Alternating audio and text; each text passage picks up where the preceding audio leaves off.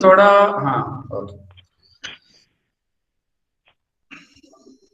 ಓಂ ಎಲ್ಲ ಯೋಗ ಸಾಧಕರಿಗೆ ಪತಂಜಲಿ ಬೆಂಗಳೂರು ಉತ್ತರ ವತಿಯಿಂದ ಈ ಒಂದು ಸೆಷನ್ಗೆ ಸ್ವಾಗತ ಸುಸ್ವಾಗತ. ಇವತ್ತಿನ ಸೆಷನ್ ಅನ್ನ ಉಷಾ ಭಗತ್ ಅವರು ನಡೆಸ್ಕೊಡ್ತಾ ಇದ್ದಾರೆ. ಇವತ್ತು ಸಹ YCB ಎಕ್ಸಾಮ್ ಪ್ರಿಪರೇಷನ್ ಸೆಷನ್ ಅಲ್ಲಿ ಥಿಯರಿ ಪಾರ್ಟ್ ಅಲ್ಲಿ ಏನೇನು ಕ್ವಶನ್ಸ್ ಕೇಳ್ತಾರೆ ಅನ್ನೋದ್ರ ಬಗ್ಗೆ ನಿಮ್ಗೆ ಮಾಹಿತಿಯನ್ನ ಕೊಡ್ತಾರೆ. ಎಲ್ಲರೂ ದಯವಿಟ್ಟು ನಿಮ್ಮ ನಿಮ್ಮ ನಿಮ್ಮ ಮೈಕ್ ಮತ್ತೆ ವಿಡಿಯೋವನ್ನ ಮ್ಯೂಟ್ ಮಾಡಿಟ್ಕೊಳ್ಳಿ. ಲಾಸ್ಟಿಗೆ ಒಂದು 10 ನಿಮಿಷ ಟೈಮ್ ಇರುತ್ತೆ, ಅವಾಗ ಕ್ವಶನ್ ಕೇಳಿ ಅದಾದ ನಂತರ ಮತ್ತೆ ಮ್ಯೂಟ್ ಮಾಡಿ. ಇಲ್ಲಾಂದ್ರೆ ಮತ್ತೆ ನಮ್ಗೆ ವಿಡಿಯೋ ಎಡಿಟ್ ಮಾಡಕ್ಕೆ ತುಂಬಾ ಟೈಮ್ ತಗೊಳತ್ತೆ. ನಿಮ್ಗೆ ಇಮಿಡಿಯೇಟ್ಲಿ ವಿಡಿಯೋ ಬೇಕು ಅಂತಿದ್ರೆ ಆದಷ್ಟು ನೀವು ಈ ತರ ಒಂದು ನಿಯಮವನ್ನ ಪಾಲಿಸಿದ್ರೆ ಎಲ್ಲರಿಗೂ ಅನುಕೂಲ ಆಗುತ್ತೆ. ಸೊ ಬನ್ನಿ ಇವತ್ತಿನ ತರಗತಿಯನ್ನ ಪ್ರಾರಂಭ ಮಾಡೋಣ. Usha ji, over to you. You can start the class.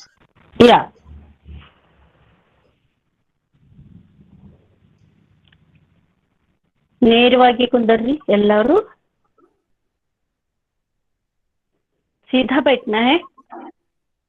जब भी हम बैठते हैं तो सीधा बैठने से ही, और QCI में भी हम कैसे बैठते हैं ये बहुत महत्वपूर्ण रहेगा। दीर्घ श्वास के साथ आज का योगाभ्यास प्रारंभ करेंगे।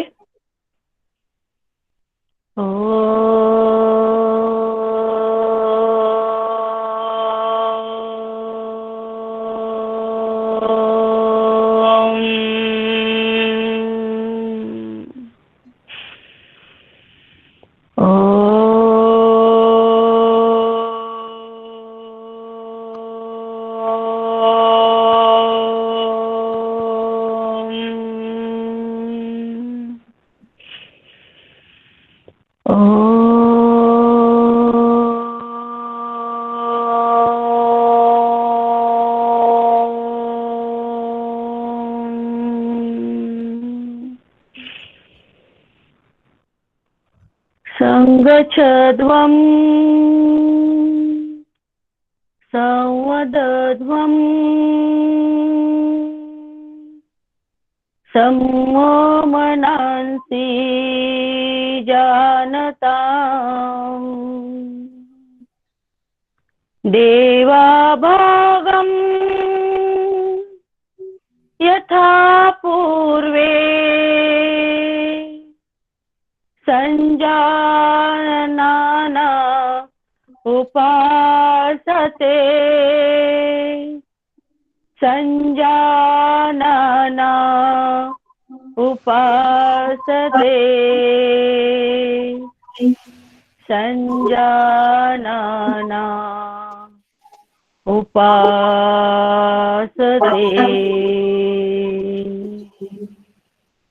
सभी को ओम। चलिए आज मैं ज्यादा टाइम वेस्ट ना करते हुए सीधा टॉपिक पर आती हूँ। जैसे कि मैंने कल 15 टॉपिक बताए कि ये आपको टीचिंग टॉपिक है और ये बेहद महत्वपूर्ण है QCI में, क्योंकि ये 15 टॉपिक से ही आपका नॉलेज, आप कैसे सिखाते हो, सामने वाले को कैसे प्रभावित कर सकते हो, ये दिखाएगा। उसके बाद QCI में आपका ड्रेस सेंस कैसा है ये भी देखा जाएगा। आप कैसे पहनते हो ड्रेस, इसके ऊपर भी उनका पूरा फोकस रहेगा। आपका ड्रेस सेंस भी देखा जाएगा। ये बेहद महत्वपूर्ण है। जब भी आप एग्जाम को बैठते हो अच्छे से ड्रेसिंग करके ही बैठना है। चलिए कल के जो मैंने षड्दर्शन का बताया, उस षड्दर्शन में षड्दर्शन क्या है? षड्दर्शन इसे कहते हैं कि षड्दर्शन में हमारे 6 ऋषि मुनियों ने जो हमारी भारतीय परंपरा के 6 दर्शन को लिखा गया है, उसमें हमारे वेद है, वेदांत है, व्याकरण है, शिक्षा है, ये सभी कुछ फोकस डाला है। इसे षड्दर्शन में रखा गया है।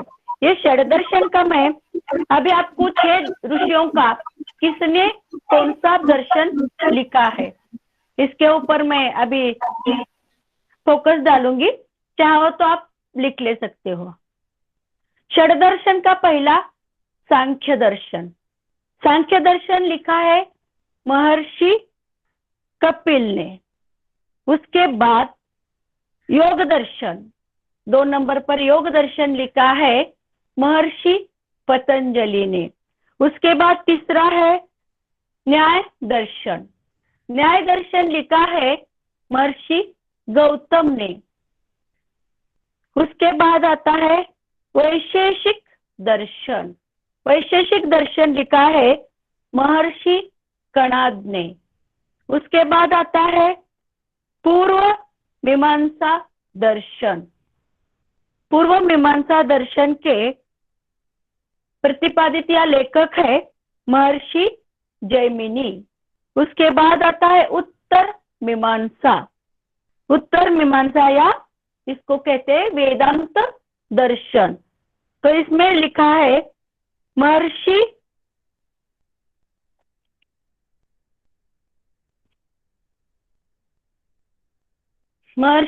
वेद पारायण ने इसको लिखा है, या इसको महर्षि व्यास ने भी लिखा है। महर्षि व्यास को ही वेद पारायण भी कहते हैं, उनका दूसरा नाम।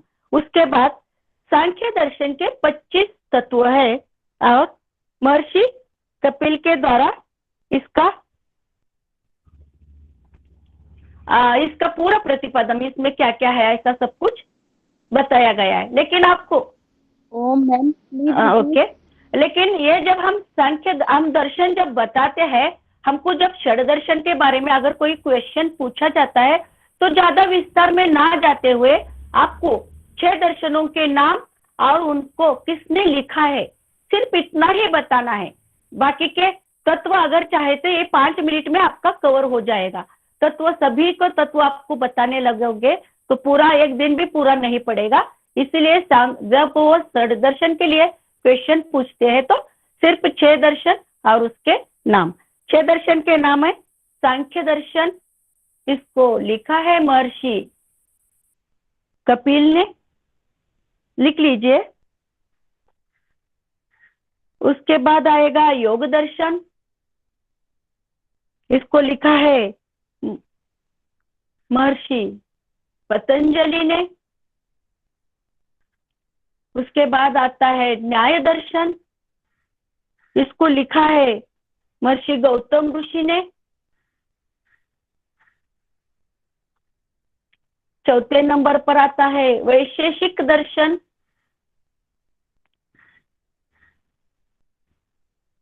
इसको लिखा है महर्षि कणाद ने। 5वें नंबर पर पूर्व मीमांसा दर्शन,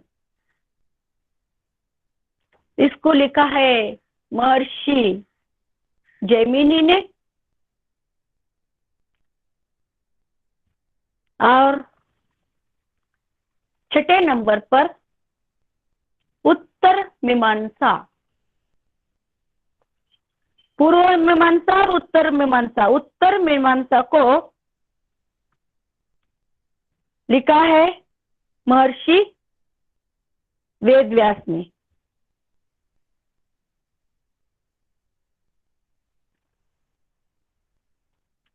उसके बाद योग दर्शन में कितने सूत्र आते हैं, प्रश्न आपको जरूर आएगा। वेद दर्शन में योग दर्शन के कितने सूत्र है? योग दर्शन के 4 पाद है और ये 4 पादों में कितने सूत्र है, इसका प्रश्न जरूर आएगा। या किसी दर्शन में कितना, योग दर्शन के कौन से दर्शन में कितने सूत्र है, ये प्रश्न भी पूछा जाएगा, ट्विस्ट करके पूछा जाएगा। लेकिन तो पहले मैं योग दर्शन के 4 पाद बताने जा रही हूँ। नंबर 1 पर है समाधि पाद, नंबर 2 पर है साधना पाद, नंबर 3 पर है विभूति पाद और नंबर 4 पर है कैवल्य पाद। समाधि पाद में 51 सूत्र है।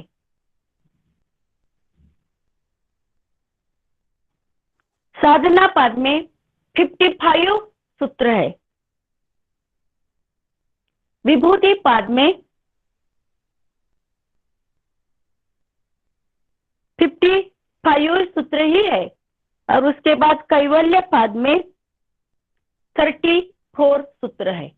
ये सूत्र संख्या और कौन से क्रम से, योग दर्शन का क्रम से आपको आना चाहिए। उसके बाद और एक महत्वपूर्ण प्रश्न आएगा, योग के पथ पर कितने प्रमुख, योग के पथ पर कितने प्रमुख है योग पथ। उसमें नंबर 1 पर आएगा मंत्र योग, नंबर 2 पर आएगा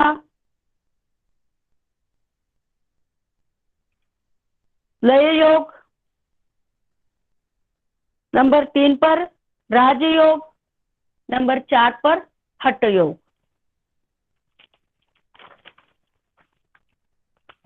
इसके बाद मैं आपको अभी महत्वपूर्ण प्रश्न बताने जा रही हूं कि आपको कैसे क्या क्या पूछा जाएगा, कौन से ऑप्शन आएंगे। आपको सीटिंग, आपका सीटिंग पोजीशन क्या है, मेडिटेशन पोजीशन क्या है, प्राणायाम कैसे करते हैं, ये सभी कुछ देखा जाएगा। और आपको ध्यान भी, मेडिटेशन में भी पूछा जाएगा, मेडिटेशन के कितने प्रकार है, मेडिटेशन कैसे करना है, ये सभी कुछ पूछा जाएगा। आपको बताना आना चाहिए या फिर इसके ऊपर क्वेश्चन अवश्य आएगा। आपको अभी मैं बताने जा रही हूँ कि कौन से प्राणायाम आपको पूछे जाएंगे। एक तो पूछा जाएगा अनुलोम विलोम पूछा जाएगा, उसके बाद आपको पूछा जाएगा भ्रामरी पूछा जाएगा, सूर्य भृदी प्राणायाम भी पूछा जाएगा या इसके ऊपर क्वेश्चन आएगा या पूछा जाएगा ओरल में।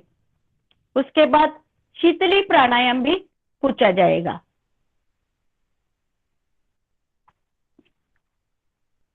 शीतली के बाद सदांता प्राणायाम भी पूछा जाएगा।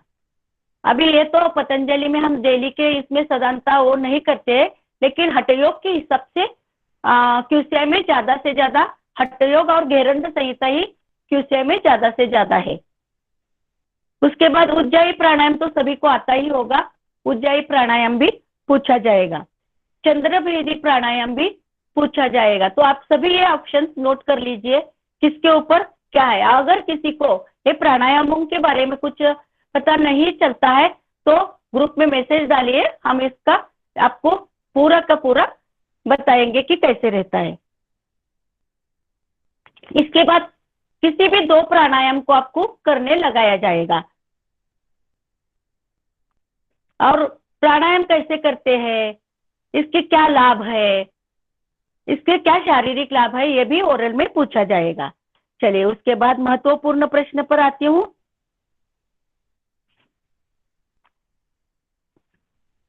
मेडिटेशन में आपको मेडिटेशन का सूत्र बोलना आवश्यक है।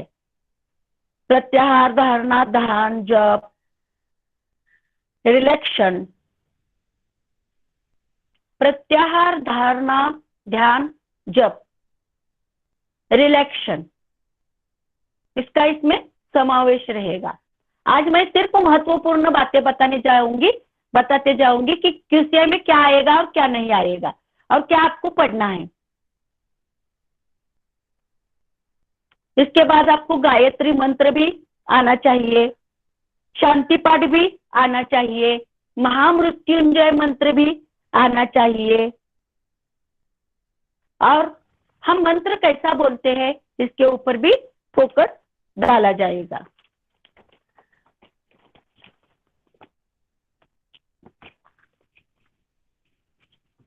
चलिए अभी थोड़ा सा महत्वपूर्ण ऋषियों के बारे में, कल के जो 15 टॉपिक है उसमें मैंने कुछ नोट्स बनाए कल रात, तो ये नोट्स के ऊपर मैं थोड़ा बताने जाऊंगी। अभी मैंने षड्दर्शन बता दिया है, तो चलिए इसमें एक पहला पाठ आएगा कि महर्षि पतंजलि के बारे में। अगर महर्षि पतंजलि के बारे में सभी को पता है तो लिख मत लीजिए, सिर्फ सुन लीजिए, और अगर पता नहीं है तो सीधे नोट बना लीजिए। दर्शन पर आधारित योग सूत्र महर्षि अगर हमको पूछा जाएगा टॉपिक महर्षि पतंजलि। तो उस टॉपिक के ऊपर आपको 5 मिनट स्पीच देना पड़ेगा। इस स्पीच में 5 ही मिनट आपको अवकाश दिया जाएगा। इसमें ज्यादा से ज्यादा महत्वपूर्ण बातें ही आपको 5 मिनट में कवर करनी है। चलिए, अगर सभी को पता है महर्षि पतंजलि के बारे में तो सिर्फ सुन लीजिए एक बार। योग दर्शन पर आधारित योग सूत्र महर्षि पतंजलि द्वारा रचित है। महर्षि पतंजलि के योग सूत्र को योग का मूल ग्रंथ मानते हैं। इस सूत्र में अष्टांग योग अर्थात योग के 8 अंगों का प्रतिपादन किया है। अभी अभी मैंने बताया सूत्र में, योग दर्शन के सूत्र में कितने पाद है और कितने सूत्र है, तो ये लिख लेने की जरूरत नहीं है। समाधि पाद, साधना पाद, विभूति पाद और कैवल्य पाद। समाधि पाद 51, साधना पाद 55, विभूति पाद 55, कैवल्य पाद 34। कुल मिलाकर 195 सूत्र है। आपको यह भी क्वेश्चन आएगा कि कितने योग दर्शन में कितने कुल मिलाकर कितने सूत्र है, तो आपको सब काउंट करके 195 सूत्र ऐसा क्वेश्चन आंसर पर टिक करना है। उसके बाद महर्षि पतंजलि के बारे में कुछ बातें मैं बताते जाऊंगी। जिन्होंने महर्षि पतंजलि ने सब हमारा साहित्य इधर उधर बिखरा हुआ था उसको एक योग सूत्र में बांधा और उसको सब इकट्ठा करके एक सुव्यवस्थित ग्रंथ तैयार कर दिया। क्योंकि हमारा भारतीय परंपरा का सभी साहित्य थोड़ा इधर पड़ा था, उधर थोड़ा उधर पड़ा था, थोड़े ग्रंथ बिखर गए थे। वो सभी ग्रंथों को महर्षि पतंजलि ने इकट्ठा करके सुव्यवस्थित ढंग से उसको 4 भागों में बांटा। 4 भागों में बांटकर पूरा उसका योग दर्शन नामक एक पाठ तैयार किया। इसीलिए महर्षि पतंजलि बहुत श्रेष्ठ ऋषि में गिने जाते हैं, क्योंकि उन्होंने भारतीय परंपरा में जो हमारा बिखरा हुआ साहित्य था उस साहित्य को एक किया है।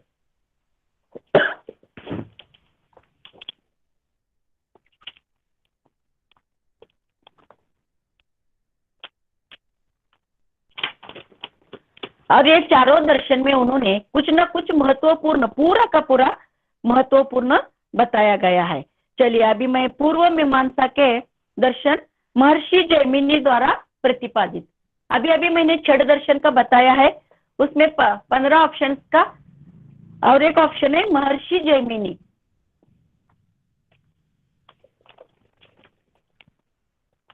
मीमांसा शब्द का अर्थ पूर्ण रूप से अन्वेषण करना। मीमांसा दर्शन धार्मिक संस्कारों का तर्कसंगत रूप से औचित्य सिद्ध करने वाला दर्शन है।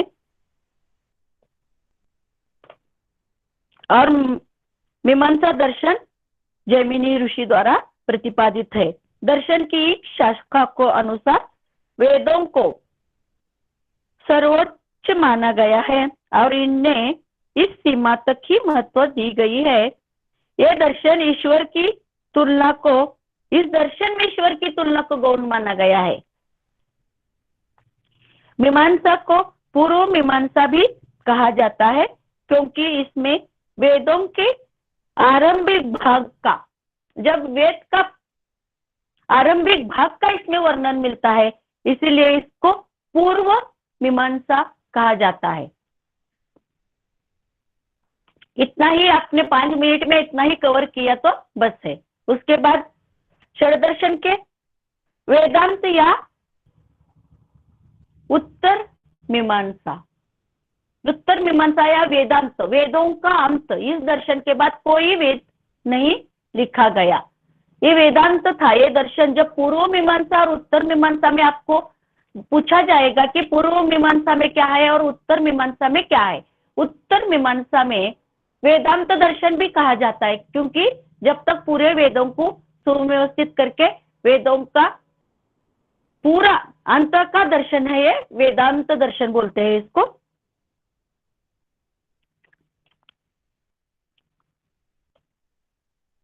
अभी अभी मैंने बताया है कि महर्षि बादरायण या महर्षि व्यास ने भी इसको लिखा है। इसके ऊपर वेदांत दर्शन में इतना ही आपको बोले तो काफी है। उसके बाद योग के मार्ग, ज्ञान योग, भक्ति योग, इसके ऊपर 100% क्वेश्चन आएगा, क्योंकि लेवल 1, लेवल 2 और लेवल 3 में योग के मार्ग कितने क्वेश्चन आया ही था। ज्ञान योग, भक्ति योग, कर्म योग, राजयोग, हठ योग और मंत्र योग, ये 6 योग के मार्ग।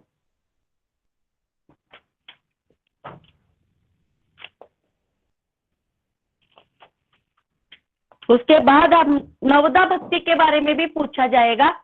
नवदा भक्ति क्या है, नवदा भक्ति मतलब इसका क्या अर्थ रहेगा। तो नवदा भक्ति के जो मेन पार्ट्स है वही मैं आपको बताने जाऊंगी, क्योंकि टाइम ज्यादा लेगा और ये इतना ही काफी है आपके लिए। नवदा भक्ति में क्या है, नवदा भक्ति में नंबर 1 पर आएगा श्रवण, नंबर 2 पर आएगा कीर्तन,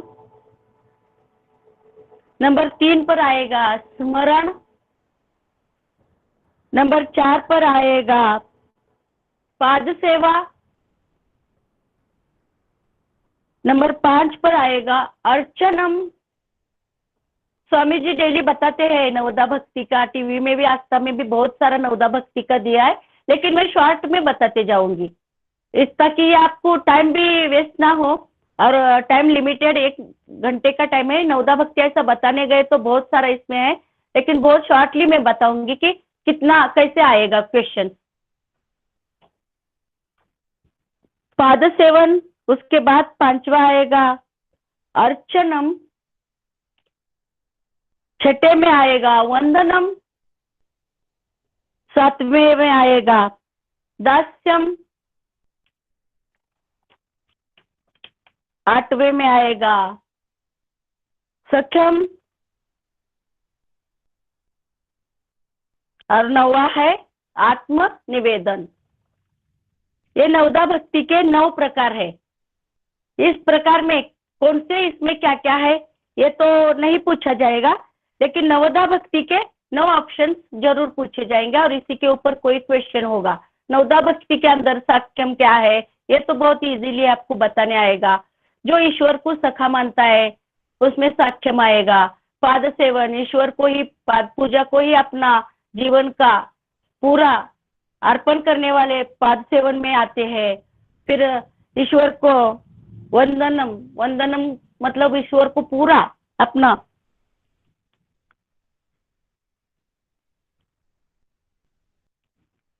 पूरा अस्तित्व ऐसा ईश्वर के सामने झुक के, ईश्वर के सामने पूरा झुकता है, उसके वंदनम में आता है। ये सभी कुछ नवदा भक्ति में आते हैं। उसके बाद मैं महत्वपूर्ण बताने जाऊंगी कर्मयोग के बारे में। आपको एक ऑप्शन है, जैसे कि मैंने कल 15 ऑप्शन दिए हैं, वो कर्मयोगों के बारे में थोड़ा बताते जाऊंगी। कर्मयोग क्या है, कर्म का अर्थ क्रिया या क्रिया योग। कर्म का अर्थ क्रिया भी होगा और क्रिया योग होगा। मतलब इसका है जुड़ना, कर्म। इस प्रकार कर्म योग का अर्थ है कर्म अर्थात क्रिया के द्वारा जुड़ना, क्रिया के द्वारा जुड़ना का अर्थ ही कर्म योग। क्योंकि जो कर्म करते हैं, कर्म योग के सिर्फ 5 मिनट में आपको क्या क्या बताना है, ये महत्वपूर्ण। इस मार्ग के पूर्ण रूप से उन लोगों द्वारा चुना जाता है जो बहिर्मुखी स्वभाव के होते हैं, अर्थात जो कर्मयोग केंद्रित व्यक्ति होते हैं। इस योग से व्यक्ति निस्वार्थ अर्थात व्यक्तिगत लाभ या पुरस्कार का लाभ छोड़कर कर्म के प्रति प्रेरित होता है, जिसमें उसका हृदय पवित्र रहता है। अपने कर्म के फल के प्रति अनुरूप को त्याग कर और उन्हें ईश्वर को समर्पित करके भक्त अहंकार का त्याग करना सिखाते हैं। भगवत गीता के अनुसार कर्म योग आंतरिक और बाह्य गतिविधियों को स्वार्थ रहित भक्ति है, जिसे ईश्वर के समर्पित क्रिया दिया है, इसी को कर्मयोग, कर्मयोग ही इतना ही आएगा बस, और कुछ ज्यादा नहीं आएगा। उसके बाद और एक महत्वपूर्ण क्वेश्चन है, सबका कल मैंने जितना बताया है और सबका पीडीएफ तैयार किया है, उसमें कुछ आसनों के नाम भी अभी मैं आज बताने जाऊंगी, इसी से है आसनों के नाम।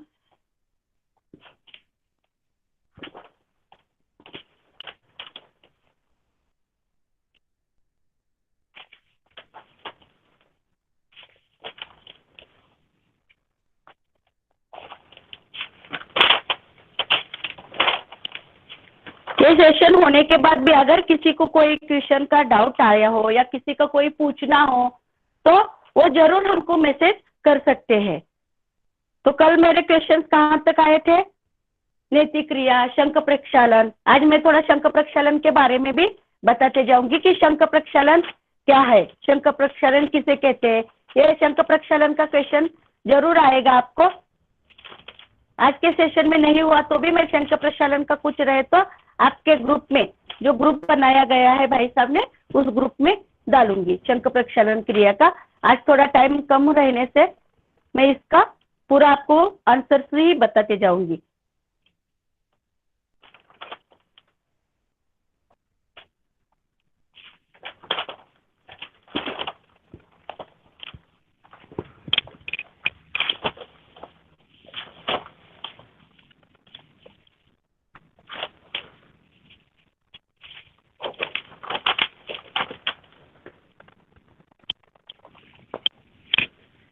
अभी आपको क्वेश्चन आएगा, मैं थोड़ा क्वेश्चन पेपर के ऊपर भी, जो क्वेश्चन पेपर हमने छुड़ाए थे, जो क्वेश्चन पेपर हमने मॉडल तौर के मॉडल के ऊपर छुड़ाए गए थे, क्वेश्चन का मॉडल पेपर हमको दिया गया था, उसमें कुछ आपको क्वेश्चन है मेरे पास, तो क्वेश्चन भी थोड़ा सा बताते जाऊंगी। थोड़ा सा क्यूसीआई के नंबर 1 क्वेश्चन, निम्नलिखित में से कौन सा पाठ सप्तांग योग को दर्शाता है? ये भी क्वेश्चन आपको आएगा। कौन सा पाठ सप्तांग योग को दर्शाता है? हठ योग, प्रदीपिका, या फिर घेरंड संहिता, शिव संहिता या हठ रत्नावली। इसमें से किसी एक के ऊपर आपको टिक कर देना है। हठ योग प्रदीपिका तो 4 है, इसमें आएगा। सप्तांग योग इसमें दर्शाता है। नंबर 2 का क्वेश्चन आपको आएगा, योग का शाब्दिक अर्थ क्या है? विभाजन, मिलन, घटाव या गुणन। तो वेव का शाब्दिक अर्थ रहेगा मिलन। जो 4 ऑप्शन है उसमें से ही आपका आंसर भी रहेगा, तो आपको मिलन के ऊपर टिक करना है। उसके ऊपर और एक क्वेश्चन है, हठ योगा के 3 शास्त्रीय ग्रंथों में से एक है, कौन सा है? अभी आपका ऑप्शन पतंजलि योग सूत्र, भगवत गीता, घेरंड संहिता या योग वशिष्ठ। हठ योग का कौन सा ग्रंथ है? इसमें आपको ऑप्शन भी मैंने अभी बोला है, तो घेरंड संहिता इसका आंसर आएगा। घेरंड संहिता भी हठ योग में ही आता है, शास्त्रीय ग्रंथों में आता है हठ योग के। उसके बाद संस्कृत में योग का पूरा ज्ञान डैश डैश द्वारा संस्कृत किया गया है। तो इसका नंबर 1 पर गोरक्षनाथ, स्वात्माराम, मत्स्येंद्रनाथ और महर्षि पतंजलि। तो आपको डैश डैश के जगह में लिखना है स्वामी स्वात्माराम ने। संस्कृत में किसने किया है? प्रश्न का थोड़ा ट्विस्ट में आएगा। एक बात आपको ध्यान रखना है, मैं ये जो भी बताने जा रही हूँ, ये जो हमने पूर्व परीक्षा दी है उस नॉलेज के हिसाब से और आगे जो आपको प्रश्न आएंगे उसके हिसाब से बताते जा रही हूँ। लेकिन एक बात आपको नोट करना है, क्यूसीआई में कभी भी क्वेश्चन रिपीट नहीं होते, या वाईसीबी इसके कभी क्वेश्चन रिपीट नहीं हुए हैं। पिछला हमारा अनुभव रहा है, हमने नंबर 1 क्यूसीआई लेवल 1, 2, 3 तो तीनों में भी कभी क्वेश्चन रिपीट नहीं आए। थोड़ा थोड़ा ट्विस्ट, इसी प्रकार के क्वेश्चंस आएंगे लेकिन थोड़ा ट्विस्ट करके आएंगे, तो आपको समझ लेना है कि ये ट्विस्ट, इसलिए हमारा अभ्यास ज्यादा रहना है। हर एक साहित्य हमने पढ़ा हुआ रहना है, तो कुछ भी क्वेश्चन ट्विस्ट करके भी आए तो हमको उसका आंसर जल्द से पता चलता है। उसके बाद संस्कृत के योग का हुआ, उसके बाद वेद को डैश डैश भी कहा जाता है। ये वेद को क्या कहा जाता है?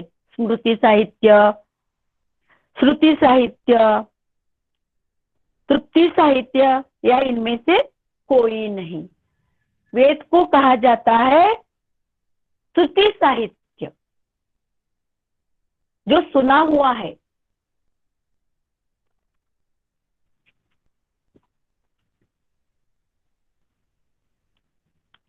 उसके बाद आपका क्वेश्चन है, मुक्ति पाने के लिए कौन सा, अभी मैंने बताया ना आपको कि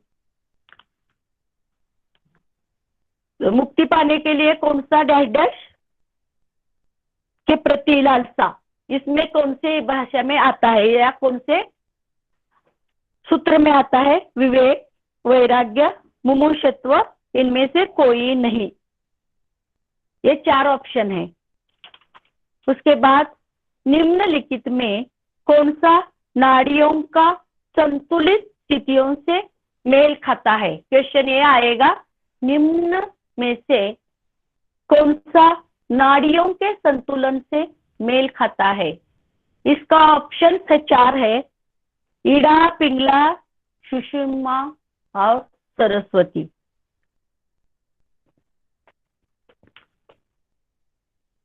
उसके बाद आपका एक क्वेश्चन आएगा, एक सच्चा भक्त किसे कहते हैं? दोस्त और दुश्मन, इसके ऑप्शन देखिए। दोस्त और दुश्मन के लिए समान नहीं, समान और अपमान में समान नहीं, दुख और सुख में समान नहीं, गर्म और ठंडे में समान नहीं। तो इसका ऑप्शन मैंने चारों बता दिए हैं। एक सच्चा भक्त क्या है? जो समस्थिति में रहे, सभी सुख या दुख में भी सम रहे, मान अपमान में भी सम रहे, और दोस्त और दुश्मन में भी सम रहे। तो एक सच्चा भक्त के ये लक्षण। नवदा भक्ति के कौन सा प्रकार जय और परमेश्वर की महिमा में शामिल है?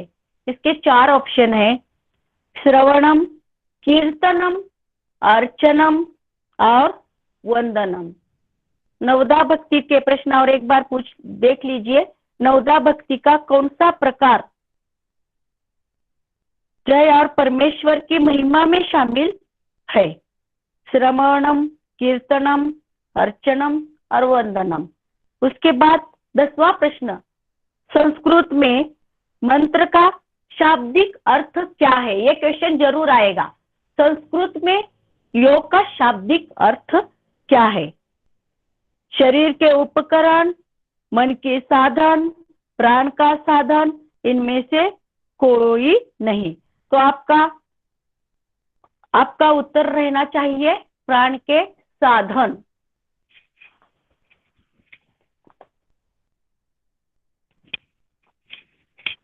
संस्कृत में योग का अर्थ प्राण का साधन आपका उत्तर रहना चाहिए। 4 ऑप्शन में कोई भी कंफ्यूजन नहीं होना। कंफ्यूजन अगर हो गए तो समझना हमारा मार्क कट हो गया। निम्न में से कौन सा अंतरंग योग का अभ्यास नहीं है? अंतरंग का अभ्यास है ऐसा नहीं पूछा गया प्रश्न पूछा जाएगा, निम्न में से कौन सा आंतरिक योग का अभ्यास नहीं है? हम पहले जब भी हम QCI का एग्जाम देने बैठते हैं तो हमको क्वेश्चन के ऊपर फोकस करना है कि क्वेश्चन क्या पूछा गया है, उस क्वेश्चन के हिसाब से हमारा आंसर आना चाहिए। अगर हमने क्वेश्चन के ऊपर अच्छे से फोकस नहीं किया तो हमको आंसर भी समझ में नहीं आएगा। अगर हमको एक बार क्वेश्चन समझ में आएगा तो सडनली हमारे माइंड में फोकस होगा कि इसका आंसर क्या रहना है। धारणा, ध्यान, आसन और समाधि। तो आपको क्या लिखना है? धारणा, ध्यान, आसन और समाधि, इसमें कौन सा धारणा तो है, ध्यान तो है। आसन, आसन और समाधि। आसन नहीं है। अंतरंग योग में धारणा ध्यान समाधि तो आती है, लेकिन आसन नहीं आती है। उसके बाद स्थिरम सुखम आसनम, ये भी क्वेश्चन आएगा, आपको लिखा जाएगा, सिर्फ स्थिरम और सुखम दिया जाएगा और आगे के इसमें डैश डैश डैश डैश। तो स्थिरम सुखम आसनम। उसके बाद डैश डैश प्राण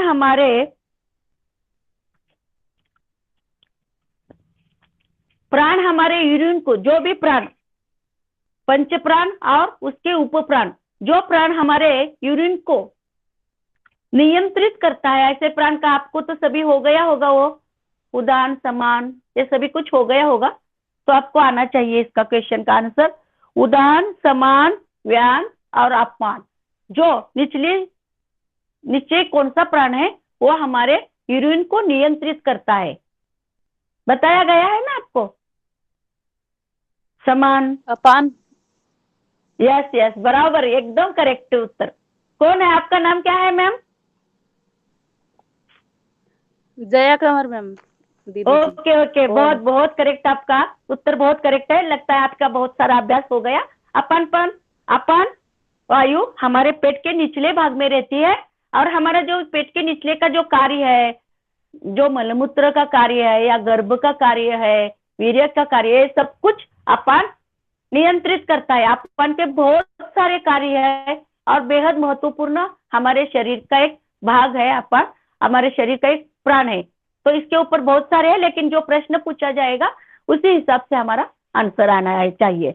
चलिए अभी मैं और नेक्स्ट क्वेश्चन, अस्थि मतलब हड्डी हमारे शरीर के पंच तत्व की डैश डैश अभिव्यक्ति है। क्वेश्चन और एक बार सुन लीजिए। अस्थि हड्डी, अस्थि को हड्डी बोलते हैं, है क्या नहीं हिंदी में। हमारे शरीर में डैश डैश पंच तत्व की अभिव्यक्ति है। हड्डी हमारे शरीर के पंच तत्वों में कौन से भाग में आती है? अग्नि में आती है, जल में आती है, पृथ्वी में आती है या आकाश में आती है? पृथ्वी में। यस यस यस, बहुत करेक्ट करेक्ट करेक्ट, एकदम करेक्ट। आपका बहुत सारा अभ्यास हो गया है और मुझे लगता है आप डेफिनेटली पास होंगे 100%। तो अस्थि ऐसा क्वेश्चन पूछे जाएंगे, 5 तत्वों के ऊपर भी क्वेश्चन पूछे जाएंगे, तो आपको सडनली उसका आंसर रेडी रहना है, क्योंकि आंसर और क्वेश्चन के लिए भी हमको टाइम दिया जाता है। हमको सोचने का भी उधर ज्यादा टाइम वेस्ट नहीं करना है। सडनली हमको उस आंसर का क्वेश्चन का आंसर आना ही, क्योंकि एक क्वेश्चन के लिए इतना इतना टाइमिंग फिक्स रहता है, तो हमारा टाइम वेस्ट नहीं करना है। और जो बचा हुआ टाइम है हमको देखना है कि हमारा आंसर किधर करेक्ट है किधर गलत है, हम ये देख सकते हैं। चलिए अभी मैं नेक्स्ट क्वेश्चन पर आती हूँ। परमानंद की स्थिति में बने रहना डैश डैश की विशेषता है।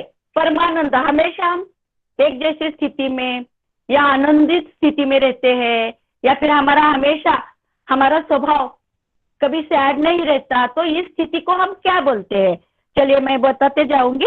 मनोमय कोश, अन्नमय कोश, विज्ञानमय कोश या आनंदमय कोश? आनंदमय कोश। आनंदमय कोश। यस, बरोबर, करेक्ट करेक्ट, बहुत अच्छा बताया। आनंदमय कोश से हम क्या करते हैं? हमेशा आनंदित परमानंद की स्थिति में बने रहते हैं। चलिए अभी नेक्स्ट क्वेश्चन, भक्ति योग का मार्ग है। अभी 4 ऑप्शन में बताते जाऊंगी। भक्ति योग का मार्ग है, यही क्वेश्चन का ऑप्शन है। कार्य, आंतरिक ज्ञान, भक्ति भाव और इनमें से कोई नहीं। भक्ति भाव। भक्ति भाव, हाँ, भक्ति योग का मार्ग है भक्ति भाव, बराबर आएगा क्वेश्चन का आंसर। गुरु वो है जो हमारे जीवन में डैश डैश नष्ट करता है। क्वेश्चन ये भी आएगा, गुरु वह है, हम गुरु को क्या कहते हैं? गुरु हमारे जीवन में क्या नष्ट करता है? अंधकार। बरोबर, बहुत सारा अभ्यास आप लोगों का हो चुका है, मुझे लग रहा है आप में बहुत सारा कॉन्फिडेंस भी आ गया है और बहुत सारे आपका नॉलेज भी बढ़ा है। डेफिनेटली आपका अच्छा जा रहे हो। इन लोगों के लिए जो शब्द का पारंपरिक अर्थों में से है, जो एक आचार्य नहीं है लेकिन पारंपरिक अर्थों में से है, इन लोगों में प्रश्न और एक बार सुन लीजिए। इन लोगों के बीच में जो शब्द के पारंपरिक अर्थों में आचार्य एक आचार्य नहीं है, आचार्य तो है लेकिन एक आचार्य नहीं है, उसके प्रश्न का ऑप्शन सुन लीजिए। शंकर, रामानुज, श्री अरविंदो और वल्लभ, इनमें से कौन से आचार्य एक आचार्य नहीं है? प्रश्न थोड़ा क्रिटिकल है, थोड़ा सा डिफिकल्ट है। किसी को आएगा? अरविंद घोष। अरविंद। श्री अरविंदो। हाँ, ये आचार्य है लेकिन आचार्य के इसमें नहीं आते हैं, है क्या नहीं? ये आचार्य तो है लेकिन आचार्य की श्रेणी में इनको नहीं रखा गया है। बराबर है, श्री अरविंदो। शंकराचार्य को आचार्य जी के इसमें रखा गया है, रामानुज जी को भी रखा गया है, वल्लभ जी को भी रखा गया है, लेकिन श्री अरविंदो जी को आचार्य के इसमें, आचार्य तो है लेकिन आचार्य जी के इसमें नहीं आते हैं। ये निम्नलिखित में से कौन सी अवस्था को हमारे समय से परे माना जाता है? हमारे समय से परे। अभी इसके ऑप्शन सुन लीजिए। जागृत अवस्था, सुश्रुति अवस्था, तुरीय अवस्था या फिर स्वप्न अवस्था?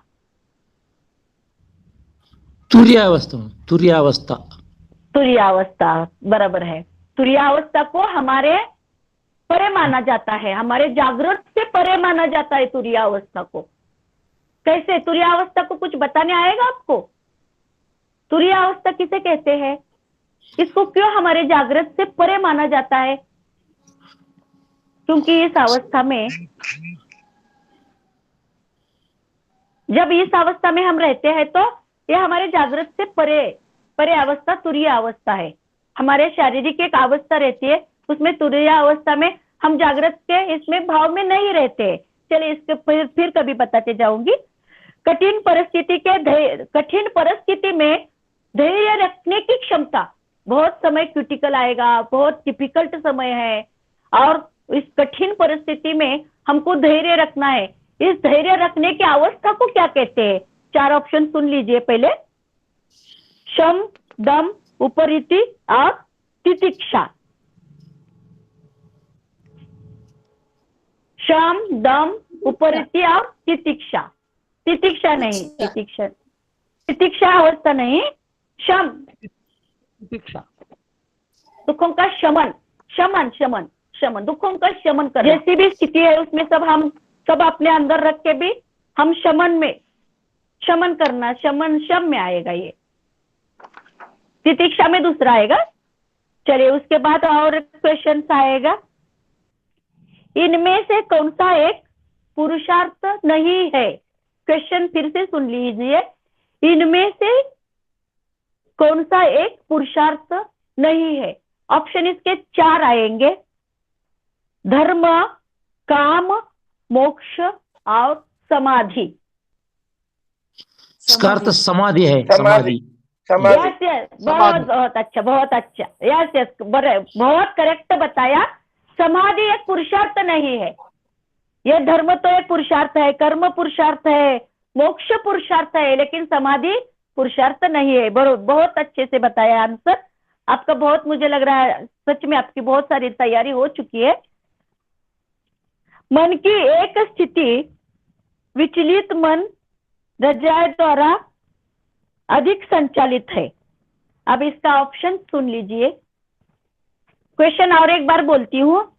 मन की एक स्थिति विचलित मन रजस के द्वारा अधिक संचालित है। रजस के द्वारा, मन की स्थिति रजस के द्वारा। ये क्वेश्चन आपको जरूर आता है।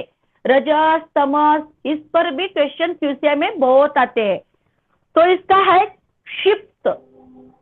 ऑप्शन सुन लीजिए 4। नंबर 1 पर क्षिप्त, नंबर 2 पर है विक्षिप्त, नंबर 3 पर है मूढ़ और एकाग्र। तो कौन सी स्थिति है जो रजस के द्वारा संचालित है? रजस विक्षिप्त स्थिति, यस यस, विक्षिप्त जो स्थिति है शरीर की, जो रजस के द्वारा संचालित होती है। जब रजोगुण शरीर का बढ़ता है तो हम विक्षिप्त स्थिति में, मतलब एक पागलपन की स्थिति में पहुंचते हैं रजस के द्वारा ज्यादा बढ़ने से। चलिए, इसका भी आपको आंसर आ गया है। बहुत सारी आपकी तैयारी हो चुकी है और मुझे लगता है अभी बहुत थोड़ी ही तैयारी करके भी आप बहुत अच्छे से पास हो जाने की क्षमता को प्राप्त कर सकेंगे। अगर किसी को कुछ भी डाउट रहे तो अपने क्वेश्चन आपके जो ग्रुप बनाया है उसमें आप QCI के ग्रुप में डाल सकते हो। मैं जरूर आपके आंसर का आपका समाधान करूंगी उस क्वेश्चन का। पतंजलि के अनुसार निम्न में से कौन सा एक क्लेश नहीं है? क्वेश्चन फिर एक बार अच्छे से सुन लीजिए। पतंजलि के अनुसार कौन सा एक क्लेश नहीं है? एक अविद्या, अस्मिता, वैराग्य और राग। वैराग्य। वैराग्य एक क्लेश, एकदम बराबर है, बराबर, एकदम बराबर। राग भी एक क्लेश है, अस्मिता भी एक क्लेश है, अविद्या भी एक क्लेश है, लेकिन वैराग्य एक क्लेश नहीं है। चलिए अभी और आपको भगवत गीता के श्लोक भी 1 2 4 पूछे जाएंगे उसमें, तो भगवत गीता के श्लोक भी आने चाहिए। मैं बाद में बताते जाऊंगी, अभी टाइम थोड़ा कम है तो मैं थोड़ा फोकस कर रही हूँ क्वेश्चन आंसर के ऊपर। जो क्वेश्चन आएंगे, ये ऐसे बहुत सारे क्वेश्चन है जो आपको आएंगे दूसरे सत्र में या फिर आपके ग्रुप में मैं डालते जाऊंगी। चलिए उषा जी, आप कल भी हमारा क्लास ले सकते हैं, कल भी आप हमारा क्लास ले सकते हैं, कोई प्रॉब्लम नहीं है। ओके, नहीं, मैं थोड़ा सा आपके ग्रुप में भी डालते जाऊंगी ऐसी अभी नॉलेज की बातें। ठीक है, कोई प्रॉब्लम नहीं है। जी जी, आज 7 बजे खत्म कीजिए, उसके बाद कल भी आप ले सकते हैं, कोई प्रॉब्लम। जी जी, अभी थोड़ा महत्वपूर्ण प्रश्न जो इसके ऊपर आएंगे ना, मैं अभी थोड़ा बताऊंगी 1 2 3 प्रश्न बेहद महत्वपूर्ण। ये आएंगे ही आएंगे, मेरा अनुभव कुछ कर रहा है, क्योंकि इसके ऊपर मुझे बहुत सारे क्वेश्चन आए थे और उस क्वेश्चन को थोड़ा ट्विस्ट करके आया था। दोनों भी जब लेवल 3 में और 2 में भी आएगा और लेवल 1 में भी। लेवल 1 तो नॉर्मली आएगा, लेकिन लेवल 2 में और लेवल 3 में समान रहेगा। चलिए, भगवत गीता के अंतिम 18वां अध्याय कौन सा है? विश्वरूप दर्शन, विभूति विस्तार योग, पुरुषोत्तम योग या मोक्ष संन्यास योग? मोक्ष संन्यास योग। 18वां अध्याय, भगवत गीता का 18वां अध्याय कौन सा है? मोक्ष संन्यास योग। जी जी जी जी, बहुत अच्छा। इसमें आपको भगवत गीता में 16वां अध्याय भी पूछा जा सकता है, 15वां अध्याय में क्या है पूछा जा सकता है। फिर योग का, भगवत गीता में योग के ऊपर भी एक अध्याय है, वो भी पूछा जा सकता है। तो आपको पूरे क्वेश्चंस के इसमें पढ़ना भी है, मुझे लगता है थोड़ा पढ़ना भी है भगवत गीता। अभी गीता का एक हिस्सा है, इसके 4 ऑप्शन आएंगे। गीता का हिस्सा, गीता मतलब भगवत गीता ही। हिस्सा कौन सा है अभी ऑप्शन बताऊंगी। भागवत पुराण, महाभारत, ब्रह्मसूत्र, महानारायण उपनिषद। महाभारत भगवत गीता का एक हिस्सा है। यस। नेक्स्ट क्वेश्चन पर मैं जा रही हूँ। भोजन संयम से, आराम से, पेट का आधा भाग भरना और शेष आधा हवा के लिए छोड़ना डैश डैश है। क्वेश्चन और एक बार सुन लीजिए। भोजन का संयम से, आराम से, आधा हवा के लिए छोड़ना, आधा भरना, इसको क्या कहते हैं? इसके ऑप्शन सुन लीजिए। आहार, मिताहार, अल्पाहार या इसमें से कोई नहीं। बराबर, किसने बोला मिताहार? ये ऑप्शन करेक्ट है।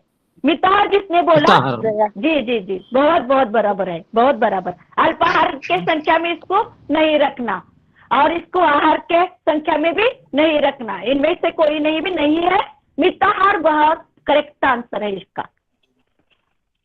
हठयोग प्रदीपिका के अनुसार इसके अभ्यास में परम लक्ष्य है। प्रश्न और एक बार सुन लीजिए।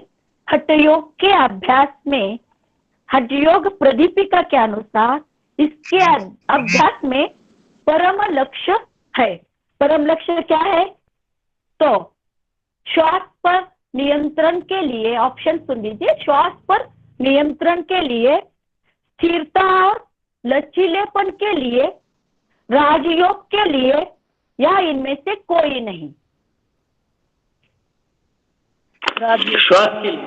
यस, किसने बोला राजयोग? राजयोग इसका करेक्ट है, क्योंकि हठयोग बना ही है राजयोग का, और राजयोग में जाने का मार्ग ही हठयोग है। बहुत करेक्ट आप आंसर दे रहे हो। मुझे लग रहा है बहुत अच्छा सीखा है आपने, जितने भी दिन आपका हो गया है बहुत अच्छा सीखा है। हठयोग बना ही है राजयोग, राजयोग में जाने के लिए ही हठयोग बना है। हठयोग में से ही हम राजयोग में जा सकते हैं। बहुत करेक्ट आंसर दिया है, बहुत अच्छा अभ्यास हो गया आपका। हठयोग प्रदीपिका में कुंभक की संख्या डैश डैश बताई गई है।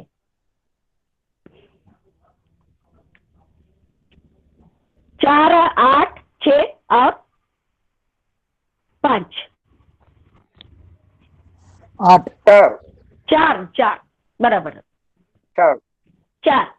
4 कुंभक के आपको नाम भी बताने आने चाहिए। कोई बता सकता है 4 कुंभक के नाम? अंतर कुंभक, हाँ बाह्य कुंभक, हाँ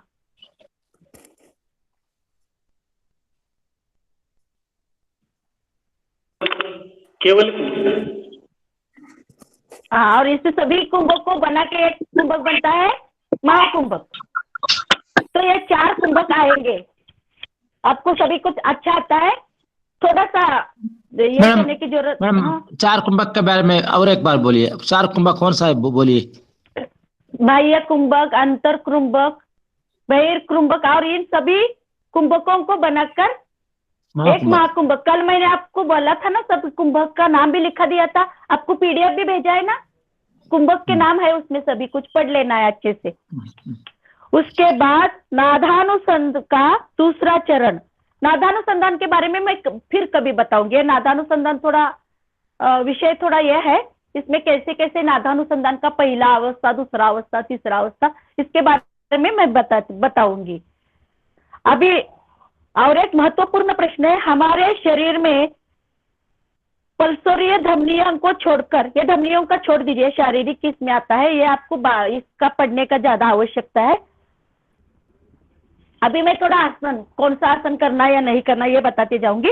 उच्च रक्तचाप, हाई बीपी के लिए कौन सा आसन अच्छा नहीं है? हाई बीपी के लिए कौन सा आसन अच्छा नहीं है? इसके ऑप्शन तो सुन लीजिए। आगे झुकने वाले, पीछे झुकने वाले, पार्श्व झुकने वाले, या इनमें से कोई नहीं? आगे झुकने वाले। हाँ, यस। नहीं, आप, मैंने प्रश्न और एक बार, उच्च रक्तचाप हाई बीपी के लिए कौन सा आसन उपयुक्त नहीं है? Back bending, forward bending.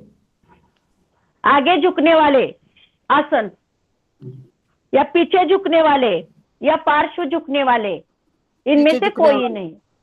पीछे झुकने वाले, कोई नहीं, ये सभी इनमें से कोई आसन, नहीं, यस, इनमें से कोई भी कोई नहीं। आसन हाई नहीं बीपी करना के लिए चाहिए। उपयुक्त नहीं है, क्योंकि इनमें से कोई भी आसन करने से ज्यादा हाई बीपी वालों को प्राणायाम, पहले थोड़ी दिन प्राणायाम के ऊपर फोकस करना है। ऐसा सब हमको बताने आना चाहिए। हमको ओरल में ये भी पूछा जाता है, तो ये सभी क्वेश्चंस में ओरल के हिसाब से आपको बोल रही हूँ। ओरल में आपको आपका नॉलेज देखा जाता है, आपका स्किल, आपके अंदर कितनी क्षमता है, स्किल, नॉलेज, आपका नॉलेज के ऊपर ज्यादा फोकस ओरल में दिया जाता है, और स्किल, प्रैक्टिकल में स्किल देखा जाता है। तो हम सभी में परफेक्ट रहना है। अगर थोड़ा भी किधर चुके तो या तो हमको प्रैक्टिकल से निकाल सकते हैं, या तो ओरल से हमको फेल कर सकते हैं, किसी ना किसी संदर्भ में से हमको ये कर सकते हैं क्यूसीए, क्योंकि क्यूसीए के, मैंने अभी बोला है कि क्यूसीए के क्वेश्चंस कभी रिपीट नहीं हुए हैं अभी तक। चलिए उसके बाद अभी महत्वपूर्ण प्रश्न सुन लीजिए। कपालभाति डैश डैश के लिए निषेध है क्योंकि इनको कपालभाति करना नहीं है। अभी ऑप्शन सुन लीजिए। मिर्गी, कब्ज, दमा और इनमें से कोई नहीं। मिर्गी। क्वेश्चन यस यस करेक्ट है, बिल्कुल करेक्ट आंसर। मिर्गी रोगों के लिए कपालभाति करना निषेध है क्योंकि मिर्गी रोगों के लिए अनुलोम विलोम करने के बाद उनको जब थोड़ा उनको राहत मिलने लगेगी तो वो कपालभाति कर सकते हैं। लेकिन अगर मिर्गी रोगों में कपालभाति करने लग गए तो वो मिर्गी का और दौरा पड़ने का चांसेस ज्यादा है। तो कपालभाति इसमें नहीं कर सकते, ये निषेध माना गया है। कर सकते हैं लेकिन बाद में। अभी मैंने बोला ना ये सभी आपको बताना है, आना चाहिए क्योंकि ये ओरल में क्वेश्चन पूछेंगे आपको। भोजन के पाइप से, भोजन का पाइप, हमारे शरीर में एक भोजन का पाइप है, उस पाइप से हवा निकालने के लिए कौन सा एक आसन है, तो उस आसन का नाम क्या है? भोजन के पाइप में यस नहीं, पवन मुक्तासन। भोजन के पाइप से हवा जाने के लिए अपने को गैस बढ़ता है, पेट में हमको बहुत दर्द होता है, भोजन का पाइप में हवा फुल भरी है तो करना है पवन मुक्तासन। इसके ऑप्शन है सर्वांगासन, शीर्षासन, हलासन, धनुरासन। पवन मुक्तासन इसका सही आंसर रहेगा।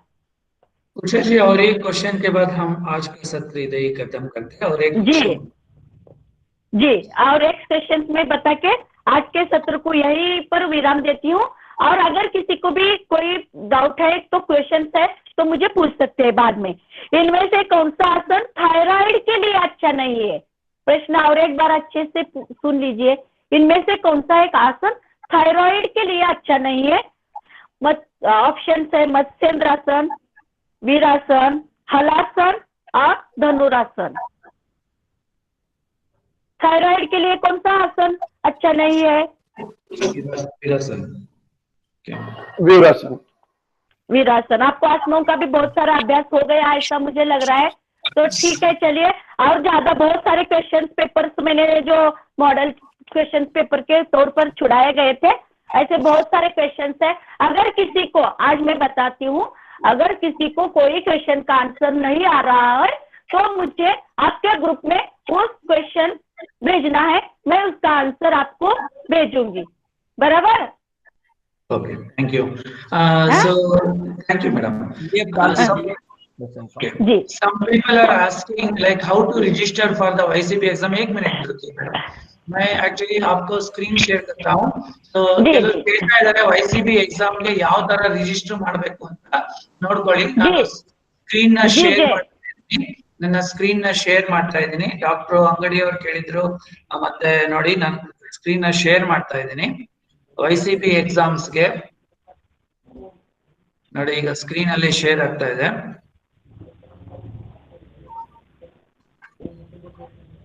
ನೋಡಿ। ಇಲ್ಲಿ YCB ಯೋಗ ಸರ್ಟಿಫಿಕೇಶನ್ ಬೋರ್ಡ್ ಅಂತ ಇದೆ, ಯೋಗ ಸರ್ಟಿಫಿಕೇಶನ್ ಬೋರ್ಡ್ nic.in, ಅದನ್ನ ನಾನು ಈ ಲಿಂಕ್ ಅಲ್ಲಿ ಕಳ್ಸಿದೀನಿ। ಅಲ್ಲಿ ಹೋದಾಗ ನೋಡಿ, ಇಲ್ಲಿ ಕೆಳಗಡೆ ಬಂದ್ರೆ ನಿಮ್ಗೆ ಎಕ್ಸಾಮ್ ಕ್ಯಾಲೆಂಡರ್ ಅಂತ ಇರುತ್ತೆ ನೋಡಿ, ಎಕ್ಸಾಮ್ ಕ್ಯಾಲೆಂಡರ್ ಅಂತ ಇರುತ್ತೆ ನೋಡಿ। ಈಗ ನೆಕ್ಸ್ಟ್ ಮಂತ್ ಎಕ್ಸಾಮ್ ಕ್ಯಾಲೆಂಡರ್ ನೋಡೋಣ। ಜನವರಿ ಮಂತ್ ಅಲ್ಲಿ ನೋಡಿ, ಜನವರಿ 1ನೇ ತಾರೀಕಿಗೆ ಪತಂಜಲಿ ಕಡೆಯಿಂದ ಇದೆ ನೋಡಿ, ಇಲ್ಲಿ ವ್ಯೂ ಅಂತ ಇದೆ, ಅದನ್ನ ಕ್ಲಿಕ್ ಮಾಡಿದ್ರೆ ವ್ಯೂ ಅಂತ ಇದನ್ನ ಕ್ಲಿಕ್ ಮಾಡಿದ್ರೆ ನೀವು ನೋಡಿ, ಇಲ್ಲಿ ಯೋಗ ಪ್ರೋಟೋಕಾಲ್ ಇನ್ಸ್ಟ್ರಕ್ಟರ್ ಹರಿದ್ವಾರ್ ಪತಂಜಲಿ ಯೋಗ ಪೀಠ ಅಂತಿದೆ, ಈಗೆಲ್ಲ ಆನ್ಲೈನ್ ಅಲ್ಲೇ ಮಾಡ್ತಿದ್ದಾರೆ। ಇಲ್ಲಿ ನೋಡಿ ರಿಜಿಸ್ಟ್ರೇಷನ್ ಅಂತ ಇದೆ, ಇದನ್ನ ಕ್ಲಿಕ್ ಮಾಡಿ, ಈ ಲಿಂಕ್ ನ ಕ್ಲಿಕ್ ಮಾಡಿ, ಆಮೇಲೆ ಇದನ್ನ ಅದ್ರಲ್ಲಿ ಏನೇನ್ ಇನ್ಫಾರ್ಮೇಶನ್ ಕೇಳ್ತಾ ಇದ್ದಾರೆ ಅದನ್ನ ನೀವು ಕೊಡ್ಬೇಕು। ಓಕೆ ನೋಡಿ, ಇಲ್ಲೆಲ್ಲ ಇದೆ, 4 ಸ್ಟೆಪ್ಸ್ ಇದೆ, 4 ಟ್ಯಾಬ್ ಇದೆ ನೋಡಿ, ಎಲ್ಲ ಡೀಟೇಲ್ಸ್ ಏನೇನ್ ಕೇಳ್ತಾರೆ, ಫೋಟೋ ID ಇಟ್ಕೊಂಡಿರಿ, ಕಾಂಟ್ಯಾಕ್ಟ್ ನಂಬರ್ ಮತ್ತೆ ನಿಮ್ದು ಫೋಟೋ, ಓಕೆ, ಆಮೇಲೆ ಮ್ಯಾಕ್ಸಿಮಮ್ ಸೈಜ್ ಎಷ್ಟಿದೆ ಎಲ್ಲ ಹೇಳ್ತಾ ಇದಾರೆ। ನಿಮ್ಗೆ ಈಸಿ ಆಗಿ ಇದು ಅರ್ಥ ಆಗುತ್ತೆ, ಇದಷ್ಟೇನು ಕಷ್ಟ ಇಲ್ಲ। ಸೊ ಈ ತರ ಇದನ್ನ ಸಬ್ಮಿಟ್ ಮಾಡ್ಬೇಕಾಗುತ್ತೆ, ಎನ್ರೋಲ್ಮೆಂಟ್ ಮಾಡ್ಬೇಕಾದ್ರೆ ಸೊ ಇದನ್ನ ನೋಡ್ಕೊಳ್ಳಿ. ಆಮೇಲೆ ನಿಮ್ಗೆ ಬೇರೆ ಬೇರೆ ಸಂಸ್ಥೆಯವರು ಯಾವ್ಯಾವ ಡೇಟ್ಸ್ ಅಲ್ಲಿ ಇದೆ ಅಥವಾ ಎಲ್ಲಿದೆ ಅಂತ ನಿಮ್ಗೆ ಗೊತ್ತಾಗುತ್ತೆ. ಆ ಕ್ಯಾಲೆಂಡರ್ ಮೇಲೆ ಇದು ಮಾಡಿದಾಗ ನಿಮ್ಗೆ ಕರೆಕ್ಟ್ ಆಗಿ ಗೊತ್ತಾಗುತ್ತೆ. ಸೊ ಇದೇನಿಲ್ಲ. ಆಮೇಲೆ ಸಿಲೆಬಸ್, ತುಂಬಾ ಜನ ಸಿಲೆಬಸ್ ಎಲ್ಲಿದೆ ಕೇಳ್ತಾರೆ. ನೋಡಿ ಇಲ್ಲಿ ಸರ್ಟಿಫಿಕೇಶನ್ ಬೋರ್ಡ್ ಅವರೇ ಕೊಟ್ಬಿಟ್ಟಿದ್ದಾರೆ. ನೀವು ಅವ್ನು ಆ ಸಿಲೆಬಸ್ ಕೊಟ್ರು ಇಲ್ಲ ಅಂತಲ್ಲ. ನೋಡಿ ಈಗ ಯೋಗ ಪ್ರೋಟೋಕಾಲ್ ಲೆವೆಲ್ 1, ಲೆವೆಲ್ 2ಗೆ ನೋಡಿ ಇಲ್ಲಿ ಯೋಗ ವೆಲ್ನೆಸ್ ಇನ್ಸ್ಟ್ರಕ್ಟರ್ ಅಂತ ಇಲ್ಲೇ ಸಿಗತ್ತೆ ಸಿಲೆಬಸ್. ಇದನ್ನ ಕ್ಲಿಕ್ ಮಾಡ್ಕೊಳ್ಳೆ ನಿಮ್ಗೆ ಸಿಲೆಬಸ್ PDF ಅಲ್ಲಿ ಸಿಗತ್ತೆ. ಆಯ್ತಾ? ಆದ್ರಿಂದ ಇದ್ರ ಬಗ್ಗೆ ಯಾವ್ದೇ ರೀತಿ ನೋಡಿ ಇಲ್ಲಿ ಮೇಲ್ಗಡೆ ಇದೆ, ಇದನ್ನ ಡೌನ್ಲೋಡ್ ಮಾಡ್ಕೋಬಹುದು. ನೀವೇನಿಲ್ಲ, Yoga certification board NIC.in, national informatics centre NIC ಅವರು ಇದನ್ನ ನಿಮ್ಗೆ ಈ ಒಂದು ವೆಬ್ಸೈಟ್ ನ ಡೆವಲಪ್ ಮಾಡಿದ್ದಾರೆ. ನಿಮ್ಗೆ ಎಲ್ಲಾ ಮಾಹಿತಿ ಅಲ್ಲೇ ಸಿಗುತ್ತೆ. ಓಕೆ, ಆದ್ರಿಂದ ಯಾವುದೇ ರೀತಿಯ ಕರೆಕ್ಟ್ ಸರಿಯಾದ ಮಾಹಿತಿ ನಿಮ್ಗೆ ಬೇಕು ಅಂತಿದ್ರೆ ನೀವು ಈ ಯೋಗ ಸರ್ಟಿಫಿಕೇಶನ್ board.nic.in ಹೋಗಿ ಓಕೆನಾ? ಓಕೆ, ನಾನು ಅದನ್ನ ಸ್ಕ್ರೀನ್ ಮಾಡ್ತಾ ಇದ್ದೀನಿ. ಸೊ ಸ್ಕ್ರೀನ್ ಮಾಡಿ ಅದನ್ನ ನಿಮ್ಗೆ ಶೇರ್ ಮಾಡ್ತಾ ಇದ್ದೀನಿ. ಸೊ ಅದರಲ್ಲಿ ಇನ್ಫಾರ್ಮೇಶನ್ ಎಲ್ಲ ಫಿಲ್ ಮಾಡಿ ಇದನ್ನ ಮಾಡಿ. ಅಕಸ್ಮಾತ್ ಏನಾದ್ರು ಡೌಟ್ ಇದ್ರೆ ಉಷಾ ಭಗತ್ಜಿ ಅಥವಾ ಕಲ್ಲಯ್ಯಜಿ ಯಾರ್ಯಾರು ಎಕ್ಸಾಮ್ ಕಟ್ಟಿದ್ರು ಅವ್ರದ್ದೆಲ್ಲ ಅವ್ರ ಬಗ್ಗೆ ಹೇಳಿದ್ರೆ इन्फॉर्मेशन सिगेगी। ओके जी। अब अभी मैं थोड़ा सा एक बात और बोलना चाहूंगी। जिसको भी जो भी क्वेश्चन का डाउट आ रहा है हो वो सभी मुझे आप भेजना है। और जिसमें क्या क्या अभी और बहुत ज्यादा पढ़ना पड़ेगा आपको, मैं सब कुछ डालते जाऊंगी कि ये पढ़िए, तो आपके ग्रुप में आपको ये पढ़ना है। और क्वेश्चन का जो भी आपको नहीं आता है मुझे डायरेक्टली पूछ सकते हो, आपके ग्रुप में डालिए, मैं इसका आंसर देने का प्रयास करूंगी। ओम जी। ಜೊತೆಲಿ ಇವತ್ತು ಬಂಧುಗಳೇ, ಕೆಲವರೆಲ್ಲ RPL ಎಕ್ಸಾಮ್ಸ್ ನ ತೆಗೆದುಕೊಂಡಿದ್ರಿ. ಆ RPL ಎಕ್ಸಾಮ್ಸ್ ತೆಗೆದುಕೊಂಡವರಿಗೆ YCB ಲೆವೆಲ್ 1 ಸರ್ಟಿಫಿಕೇಟ್ ಪತಂಜಲಿ ಕಡೆಯಿಂದ ಆಲ್ರೆಡಿ ಬಂದಿದೆ. ಇವತ್ತು ನಮ್ಮ ಬೆಂಗಳೂರು ಉತ್ತರ ವಿಭಾಗದ ಶಿವರಾಮ್ ಶೆಟ್ಟಿ ಅವರು ಮತ್ತೆ ರಮೇಶ್ ಬಾಬುಜಿ ಅವರಿಗೆ ಬಂದಿದೆ. ಅದೇ ತರ ನೀವು ಯಾರ್ಯಾರು RPL ಎಕ್ಸಾಮ್ಸ್ ತಗೊಂಡಿದ್ರಿ ಅವರಿಗೆ ಯೋಗ ಸರ್ಟಿಫಿಕೇಶನ್ ಬೋರ್ಡ್ ಇಂದ ಪ್ರೋಟೋಕಾಲ್ ಲೆವೆಲ್ 1 ಸರ್ಟಿಫಿಕೇಟ್ ಬಂದಿದೆ. ಅವ್ರಿಗೆಲ್ಲ ಅಭಿನಂದನೆಗಳು. ಇದೇ ತರ ನಾವು ಈ ಗ್ರೂಪ್ ಅಲ್ಲಿ ಆದಷ್ಟು ಯೋಗದ ವಿಚಾರ ಮತ್ತೆ ಆದಷ್ಟು ಎಲ್ಲರೂ ಒಬ್ರು ಸೇರ್ಕೊಂಡು ಎಲ್ಲರೂ ಎಕ್ಸಾಮ್ಸ್ ನ ತೆಗೆದುಕೊಂಡು ಎಕ್ಸಾಮ್ ನ ಪಾಸ್ ಮಾಡೋ ಉದ್ದೇಶ ಇದೆ. ಅದಕ್ಕೋಸ್ಕರ ನಮ್ಮ ಉಷಾ ಭಗತ್ಜಿ ಅವರು ಇವತ್ತು ಬಂದಿದ್ದಾರೆ. ಬೇಕು ಅಂದ್ರೆ ನಾಳೆನೂ ಸಹ ಅವ್ರು ಮಾಡ್ತಾರೆ, ರಿಕ್ವೆಸ್ಟ್ ಮಾಡ್ತಾ ಇದ್ದೀನಿ. ನಾಳೆನೂ ಸಹ ನಿಮ್ಗೆ ಅವರು ಹೆಚ್ಚಿನ ಮಾಹಿತಿಯನ್ನ ಕೊಡ್ತಾ ಇದ್ದಾರೆ. ಸೊ दीदी आपको धन्यवाद, बहुत आभार। जी ओम जी। ओम जी, हम इसमें अभी शांति पाठ के साथ आज का सत्र इधर ही खत्म करते हैं। सर्वे सुखिनः, सब लोग ये करते हैं। ओम सर्वे भवन्तु सुखिनः, सर्वे सन्तु निरामया, सर्वे भद्राणि पश्यन्तु, मा कश्चित् दुःख भाग् भवेत्। ओम शांति शांति शांति। ओम सभी को ओम ಧನ್ಯವಾದಗಳು ಮೇಡಮ್। ಧನ್ಯವಾದಗಳು।